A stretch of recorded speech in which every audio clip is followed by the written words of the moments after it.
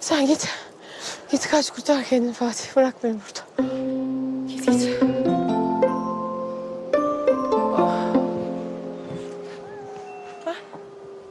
Lan! Fatih ben ciddi demedim onu şaka yaptım. Fatih gitme bırakma beni burada. Of!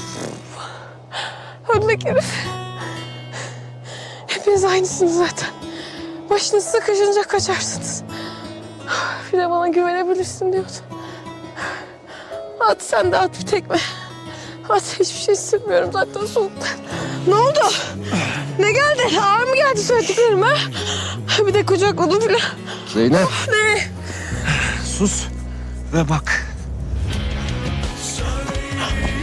Kurtulduk. Kurtardım.